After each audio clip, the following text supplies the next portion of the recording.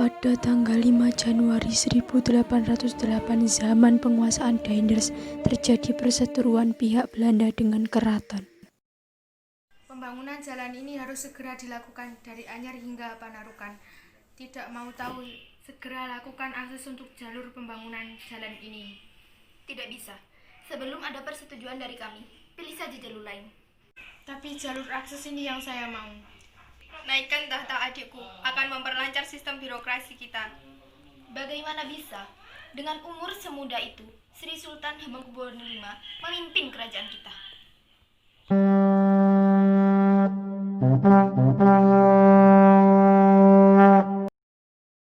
Baik, saya gantikan sementara posisi adik hamba.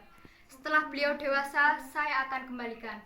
Dengan begitu, kehidupan rakyat pasti akan terjamin. Baiklah, namun masih ada pilihan lain. Dia adalah keturunan wali. Mana bisa seperti itu? Saya sudah berbaik hati menawarkan tugas berat ini. Masih Anda tolak? Baiklah, jika itu tujuannya untuk mensejahterakan rakyat. Kepemimpinan semisal membuat rakyat menderita. Muncullah seorang bangsawan putra dari Hamengkubuwono III bernama Raden Mas Antowiryo atau Pangeran Diponegoro. Pangeran Diponegoro ini tidak puas dengan melihat penderitaan rakyat karena kekejaman dan kelicikan Belanda. Mulailah Pangeran Diponegoro menentang dominasi Belanda.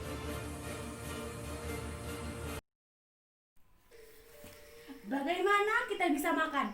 Untuk berdiri pun rasanya tidak kuat menahan pedih. Kejam sekali.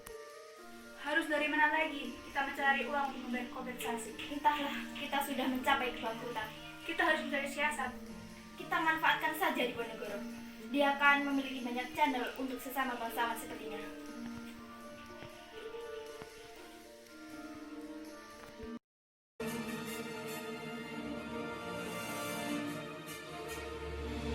Baik, saya usahakan, insya Allah ada jalan.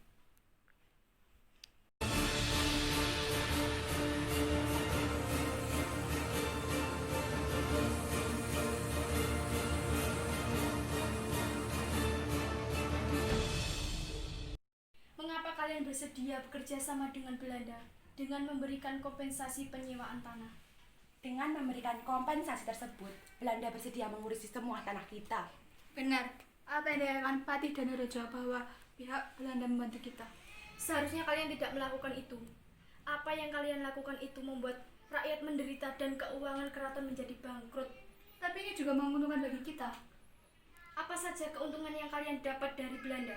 Banyak sekali, tapi tidak bisa kami jelaskan satu persatu. Yang jelas kami akan tetap bekerja sama dengan pihak Belanda.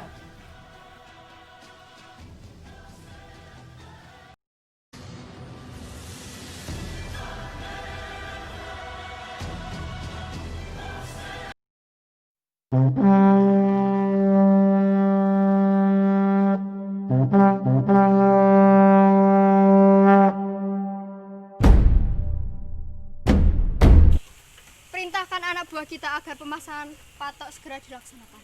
Baik, segera saya laksanakan. Tetapi, apakah sudah mendapat persetujuan dari Pangeran Diponegoro? Karena pemasangan patok tersebut akan melewati pekarangan Pangeran Diponegoro. Biarkan saja, apa pedulimu padanya. Ini demi kelancaran pembangunan.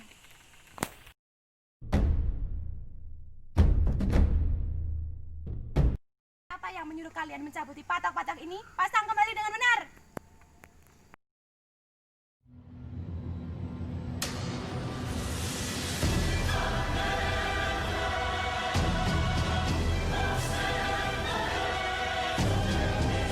Tuan, bagaimana cara kita berlindung untuk sementara ini? Lawan dulu sampai habis, nanti saya akan memikirkan bagaimana kita berlindung. Tapi keadaannya sangat rumit dari segarku Belanda.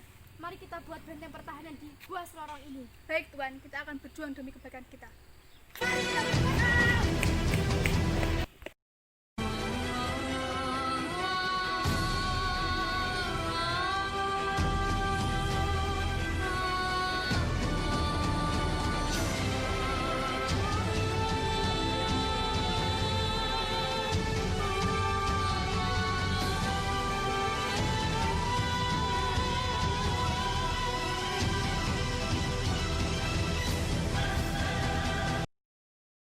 Kuatkan pasukan kita untuk melawan Diponegoro. Kirim letkol Kures ke Tegal dan Pekalongan dan letkol Dial ke daerah Banyumas. pasukan. Kami akan mencari pasukan-pasukan Sumatera Barat. Bagaimana kalian ini menghadapi Pangeran Diponegoro saja tidak becus? Kalau begini caranya kita bisa habis dalam perang. Sudah melakukan siasat.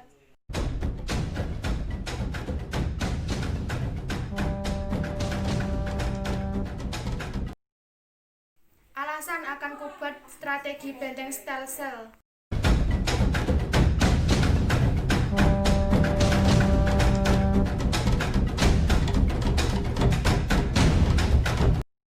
Habis pasukan Belanda, jangan sampai mau ditindas. Siap Tuan, Kapten Ingen pun sudah kami tewaskan.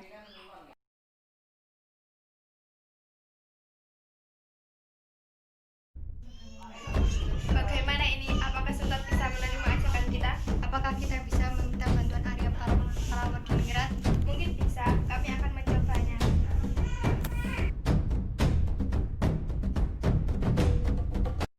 Terima saja rundingannya diadakan Belanda. Untuk apa Belanda itu musuh kita? Yang ku tahu, Belanda ingin mengajak rundingan dengan memberikan banyak keuntungan.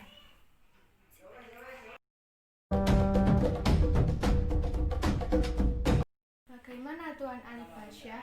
Apa yang ingin Anda pertahankan dan apa yang ingin bisa kami dapatkan?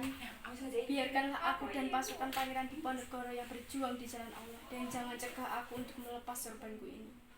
Baiklah, akan kami wujudkan, tetapi setelah perjanjian ini tanggal 24 Oktober 1829 kalian semua harus menyerahkan diri ke ibu kota negeri Yogyakarta.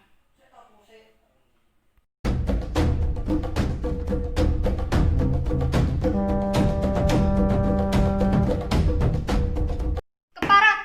Kemana Diponegoro pergi? Cari sampai dapat! Tidak tahu Tuan, Diponegoro selalu bergerak dari pos satu yang ke pos yang lain. Kita buat saja sayembara.